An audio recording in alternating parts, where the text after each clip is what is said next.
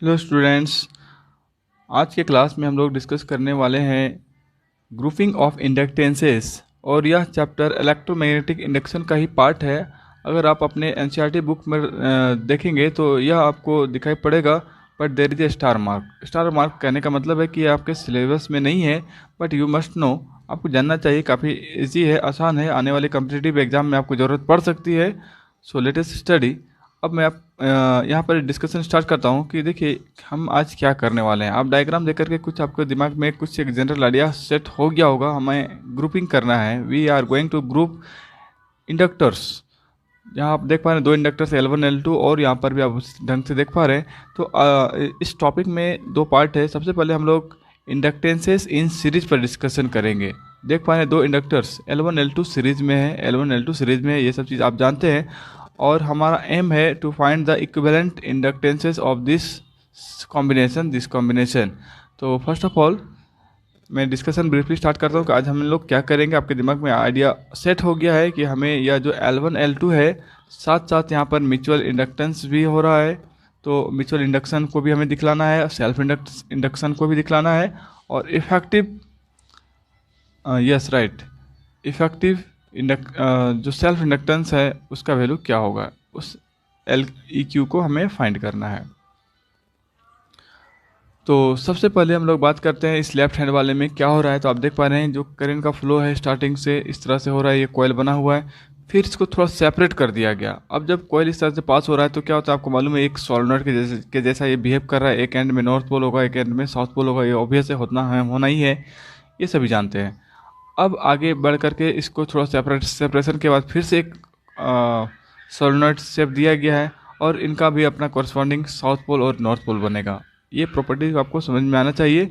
आप ऐसा, yes right, यहाँ तक आपको कोई दिक्कत नहीं होगा। अब क्या होगा, जैसे ही करंट का फ्लो होगा क्या होगा आपको मालूम है, सोलेनोइड है, मैग्नेटिक फील्ड लाइंस बनने हैं। हमने एक साइड दिखलाया है, दूसरे साइड नहीं दिखलाया है, but you can understand. Magnetic field lines इस वाले कॉइल के वजह से बन रहा है, इस वाले की वजह से बन रहा है, और दोनों का क्या होगा, ये मैग्नेटिक फील्ड लाइंस एडिटिव हो जाएंगे, एक दूसरे को ऐड करेंगे, और रिजल्टेंट मैग्नेटिक फील्ड्स देखिए आपको इस ढंग से दिखाई पड़ रही है, ये दोनों तरफ बनेंगे इस ढंग से। तो अब है यहाँ पर हमने देखा कि ये जो है करंट का जो फ्लो, आप थोड़ा ध्यान देंगे, मैं जिस बात को समझाना चाह रहा हूँ डायग्राम में, एक जो करंट है आप देख पा रहे हैं ये लेफ़्ट टू राइट जा रहा है, ये भी लेफ़्ट टू राइट मूव कर रहा है, जिसे कहा जाता है cumulative coupled. This is called cumulatively coupled. और सेकेंड वाले में भी आपको दिखाई पड़ रहा है कि ये दोनों सीरीज में ही हैं, लेकिन थोड़ा फर्क है इस डायग्राम में, कुछ आपको कंस्ट्रक्शनल डिफरेंस नज़र आ रहा होगा। This is called differentially coupled. यहाँ पर है क्या, तो देखिए ये जो सेल है, सेल से होकर के करंट का फ्लो है, देखिए ये राइट टू लेफ्ट जा रहा है, फिर ऐसे बढ़ते हुए ये इस वाले कॉइल में पहुंच रहा है, और ये करंट लेफ्ट टू राइट जा रहा है। तो फ़र्क क्या होगा, तो सबसे पहले फ़र्क होगा करंट का डायरेक्शन चेंज हो गया। मीन्स जिस डायरेक्शन से करंट का एंट्री है वो साउथ पोल है, और जहाँ पर एग्जिट है वहाँ पर नॉर्थ पोल है। अब आगे बढ़ करके जब यह कॉइल के सेकेंड पार्ट पर पहुंचा है तो स्टार्टिंग साउथ पोल आप देख पा रहे हैं, और राइट साइड में नॉर्थ पोल देख पा रहे हैं। आपने यहाँ देखा कि ये आपस में साउथ पोल फेस कर रहे हैं, ये south pole north pole face कर रहे हैं। तो ये डिफरेंस आपको समझ में आ रहा है। लेकिन क्या होगा, हमें यस इक्विवेलेंट इंडक्टेंस फाइंड करना है, तो दोनों में होगा, इस केसेस में भी होगा, इस केसेस में होगा, लेकिन थोड़ा सा फ़र्क होगा ज़रूर, क्योंकि ये दोनों अपोजिट डायरेक्शन में हो रहे हैं करंट, और ये सेम डायरेक्शन में हो रहे हैं। इसी पर हमारा डिस्कशन स्टार्ट होगा, और हम लोग क्या करेंगे तो आप समझ जाएंगे स्टेप बाय स्टेप। आइए सबसे पहले हम लोग इंडक्टेंसेस इन सीरीज पर डिस्कशन करते हैं। Let us the series connection be such that current flow in the same sense that is same direction in the two coil as shown in figure. आप देख पा रहे हैं current is moving left to right and again left to right.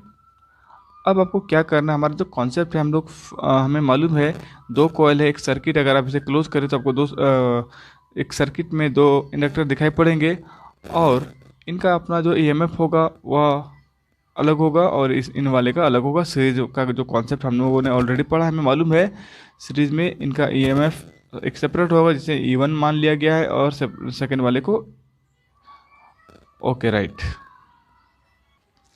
चलिए तो अब आगे बढ़ते हैं। जैसा हम बात कर रहे थे, लेफ़्ट वाले इंडक्टर पर ईएमएफ E1 है, और राइट वाले में ईएमएफ E2 है।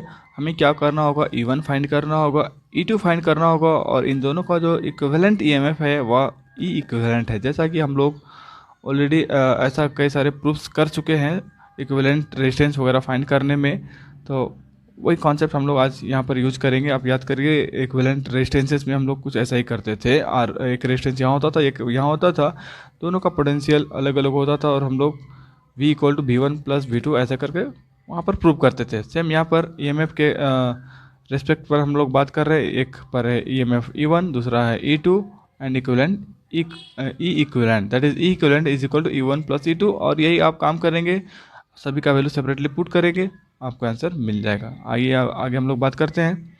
सो फर्स्ट ऑफ ऑल, जैसा हमने देख लिया, let E equivalent be the equivalent inductances of the two self inductances L1 and L2 connected in series for the series combination of the EMFs induced in the two coil get added up। सारे diagrams को आपने देख लिया, आपको समझ में आ रही होगी। So E equivalent that is equal to E1 plus E2, ये आप समझ पा रहे हैं, सीरीज में है तो इक्विवेलेंट इनके सम के इक्विवेलेंट होगा ही होगा। Next is if the rate of change of current in the series combination is di/dt। Sorry, अगर करंट का जो चेंज है वह di/dt है, तब हम इस ईएमएफ को क्या लिख सकते हैं। देखिए, थोड़ा सा आपको ठंडे दिमाग से इस वाले को सोचना है, ऐसा नहीं लगना चाहिए कि आप ना जान पा रहे हो, आपको थोड़ा याद करना है। सबसे पहले आपने सेल्फ इंडक्टेंस पढ़ लिया है, वहाँ पर आप जो ईएमएफ फाइंड करते थे आपको फॉर्मूला मिलता था -L di/dt, ठीक है। उसके बाद क्या होगा, ये सेकेंड राइट हैंड साइड में आपने म्यूचुअल इंडक्टेंस भी पढ़ लिया है, वहाँ पर आप एक्सप्रेशन फाइंड करते थे -M di/dt, किसके लिए, ईएमएफ के लिए। तो दोनों को आपने सेपरेटली स्टडी किया है, सेल्फ इंडक्टेंस का ये फॉर्मूला है और ये म्यूचुअल इंडक्टेंस का ये फॉर्मूला है। अब कि दोनों साथ साथ दिखाई पड़ रहे हैं, ये जो ईएमएफ है, इस ईएमएफ में दोनों है, दोनों तरह के ईएमएफ को लिया जा रहा है। क्यों, तो आप थोड़ा सा समझिए। देखिए क्या है कि यह जो इस वाले इंडक्टर में जो भी ईएमएफ होगा, तो आपने पढ़ा है कि सेल्फ इंडक्टेंस के केस में जो मैग्नेटिक फ्लक्स बनता है उसकी वजह से यहाँ पर एक ईएमएफ सेट होता है, ठीक है, एक वह EMF that is equal to -L di/dt। अब क्या होगा, ये जो करंट है सेकेंड वाले कोयल में भी होकर के जा रही है। अब इस कोयल से जब करंट पास होगी, इट मीन्स इसमें भी चेंज इन मैग्नेटिक फ्लक्स आपको दिखाई पड़ेगा, और यह जो मैग्नेटिक फ्लक्स में चेंज होगा इसका इफेक्ट इस वाले कोयल में होगा। बात को समझिए, करंट का फ्लो दोनों कोयल में हो रहा है, इस कोयल में हो रहा है, तो यह अपने आप में एक ईएमएफ सेट कर रहा है, और वह सेल्फ इंडक्स और उसमें जो कॉरस्पॉन्डिंग इंडक्टेंस होगा वह सेल्फ इंडक्टेंस कहलाता है, that is L1, and E1 को आप लिखेंगे -L1 di/dt। सेकेंड वाले कोयल में भी करंट पास हो रहा है, यस, इसका भी सेल्फ इंडक्टेंस होगा, लेकिन इसको हम लोग अलग से फिर से बात करेंगे जब हम लोग E2 को बात करेंगे तब। फिलहाल E1 का डिस्कशन हो रहा है, तो इसने अपने आप में एक बनाया सेल्फ इंडक्टेंस के एक्सप्रेशन को लेते हुए एक ईएमएफ प्लस।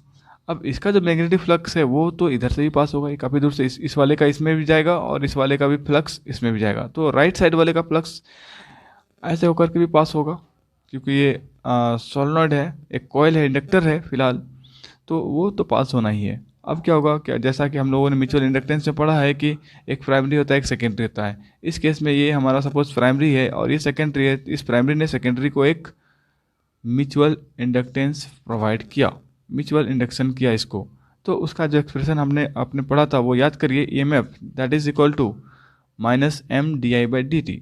अब कहने का मतलब जो टोटल ईएमएफ होगा एक सेल्फ इंडक्टेंस के वजह से और एक म्यूचुअल इंडक्टेंस की वजह से, तो आपका जो एक्सप्रेशन होगा वह कुछ इस ढंग से होगा, -L1 di/dt, करंट तो सेम होगा क्योंकि सीरीज है, सेकेंड -M di/dt। हम लोग ऐड कर रहे हैं, लेकिन दोनों जो फॉर्म हमारा एक्सप्रेशन है वो दोनों नेगेटिव में रहता है, तो दोनों नेगेटिव होगा। और सिमिलरली E2, जब आप सेकेंड वाले को फाइंड करना चाहेंगे तो आप एनालाइज करिए कि इसका अपना सेल्फ इंडक्शन तो होगा ही होगा, करंट इससे होकर के पास हो रहा है, और वह हो जाएगा -L2 di/dt।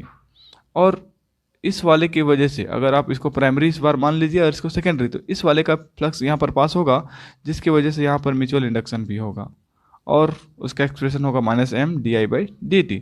तो इसी चीज़ को हम लोग यहाँ पर लिखेंगे, that is minus L2 di by dt minus M di by dt, and suppose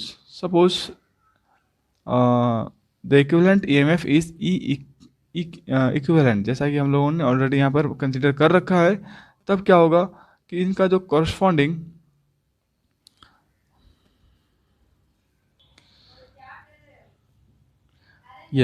तो अगर हम इन दोनों EMF को का जो एक इक्विवेलेंट है जिसे हम लोगों ने ई इक्विवेलेंट कंसिडर किया है, और ये जो हमारा सिस्टम है इस वाले सिस्टम को एक सिंगल इंडक्टर अगर हम लोग मान लें, उसे हम लोग सिंगल इंडक्टर मान लें, और जिसका इंडक्टेंस का वैल्यू है L इक्विवेलेंट LEQ, तो हमारा फॉर्मूला क्या हो जाएगा? तो यह फॉर्मूला आपको इस ढंग से दिखाई पड़ेगा, and it is equal to minus L equivalent DI by dt। Current तो वही होगा, ये चेंज नहीं होगा। हमने दोनों का एक कॉमन इंडक्टेंस फाइंड कर लिया, इंडक्टर फाइंड कर लिया कि वो दोनों एक ही हैं सपोज, और जो EMF है वो तो इक्विवेलेंट हम लोगों ने ऑलरेडी कंसिडर किया है, सिंगल है तो अकेला ही होगा, लेकिन करंट DI बाई dt होगा ही। अब यहाँ पर आपको लगेगा कि ये M वाला कहाँ गायब हो गया, तो M नहीं होगा क्योंकि वहाँ पर सिंगल है, बगल में पड़ोसी में कोई है नहीं, ऐसा हम लोग मानकर चलें, तो म्यूचुअल इंडक्शन नहीं होगा, केवल सेल्फ इंडक्टेंस होगा, जिसका formula minus LEQ DI by dt होगा। अब हमें क्या करना है, जो हम लोगों ने ये अभी आपको दिखलाया था इस पर सारे वैल्यूज को पुट करेंगे, करके इक्वेट करेंगे, हमारा रिजल्ट हमारे सामने होगा। चलिए, the negative sign throughout indicates that both self and mutual induces EMF are opposing the applied EMF। आपको थोड़ा सा एक बार अभी मैंने समझाया था, ये जो नेगेटिव साइन आप देख पा रहे हैं दोनों जगह पर, ये नेगेटिव क्यों है? नेगेटिव होने का क्या रीज़न है? So negative sign indicates that both self and mutual induced EMFs are opposing। दोनों अपोजिट होते हैं। आपको मैंने एकदम बिगिनिंग पर जब मैंने सेल्फ इंडक्शन वाले टॉपिक पर डिस्कशन किया था, तब भी मैंने आपको बताया था कि जब आप किसी सर्किट पर करंट का फ्लो कराते हैं, करंट का फ्लो है राइट साइड के डायरेक्शन में, जैसे ही आप स्विच ऑन करते हैं करंट का फ्लो है राइट साइड में, जो इंड्यूस्ड EMF होगा जस्ट इसका अपोजिट होगा, और इंड्यूस्ड करंट जो होगा वो इस वाले करंट को अपोज कर रहा होता है। तो इसका मतलब है जो भी होगा वो अपोजिट साइड में होता है, जिसके वजह से हम लोग नेगेटिव साइन लगा देते हैं। और ये जो हमें मिलता है minus L DI by dt, ये आपको याद करना होगा Faraday's law of electromagnetic induction वाले फॉर्मूले पर हम लोग E equal to minus d phi by dt, वहाँ से इस वाले फॉर्मूले को पाते हैं, जो आप लास्ट वीडियोस अगर देख लिए तो आपको समझ में ज़रूर आ रहा होगा।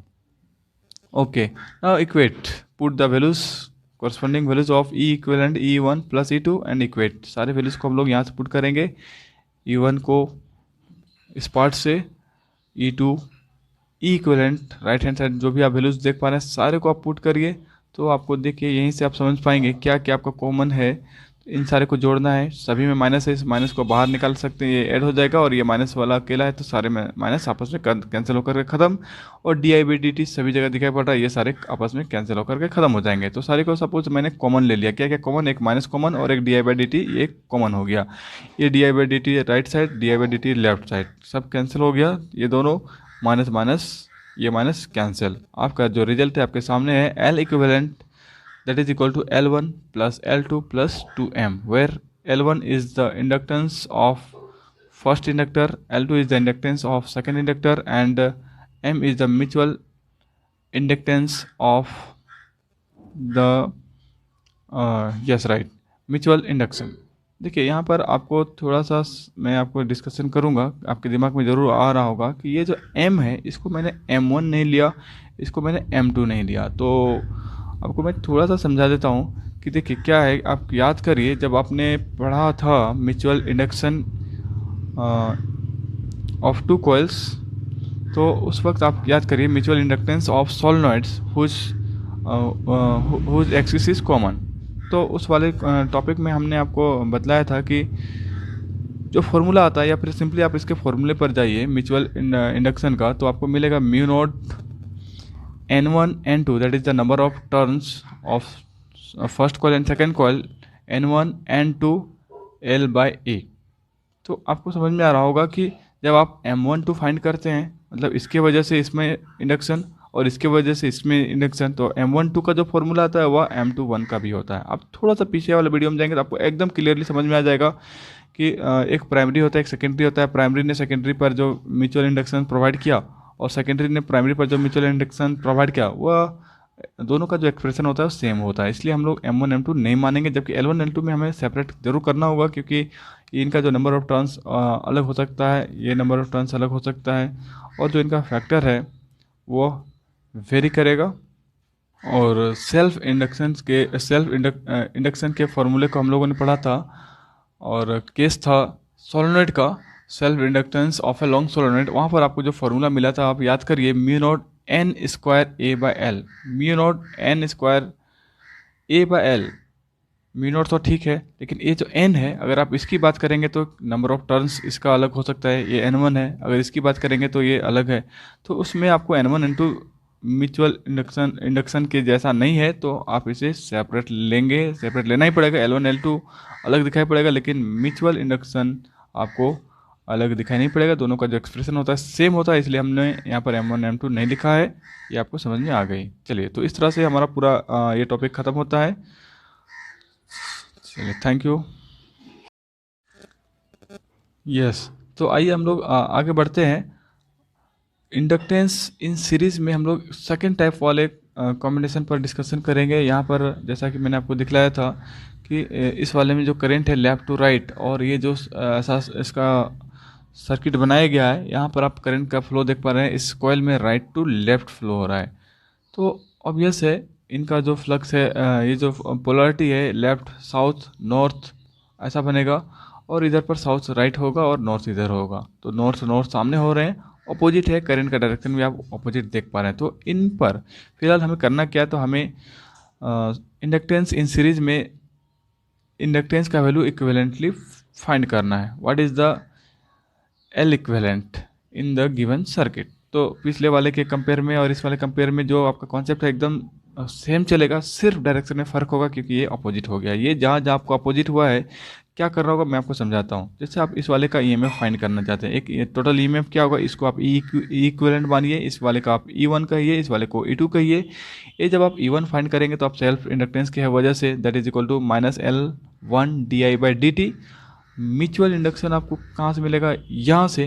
लेकिन इस बार देखिए, ये जो म्यूचुअल इंडक्शन के लिए जो रेस्पॉन्सिबल है यह कॉइल, इसका जो फ्लक्स इस पर आएगा जिसकी वजह से म्यूचुअल इंडक्शन होगा, उसका डायरेक्शन इसके जस्ट ऑपोजिट है। ऑपोजिट है इसका मतलब आप थोड़ा समझिए कि फ़र्क कहाँ होगा। तो जहाँ पर हम लोग म्यूचुअल इंडक्शन -M di/dt हम लोग फाइंड कर पाते थे, वहाँ पर नेगेटिव साइन चेंज कर जाएगा, ये हो जाएगा M di/dt, माइनस नहीं रहेगा, ये प्लस हो जाएगा। ओके,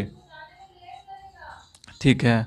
और उसी ढंग से जब हम इस वाले का EMF E2 फाइंड करेंगे तो ये हो जाएगा -L2 di/dt। और आप देख पा रहे हैं कि पिछले बार के जैसा कि अभी हमने बताया L1 के केस में, उस तरह से जो म्यूचुअल इंडक्शन इसे मिलेगा इस कॉइल के वजह से it will be M di/dt। ठीक है, M1 M2 नहीं होगा, वो तो आप लोगों ने अभी देख ही लिया।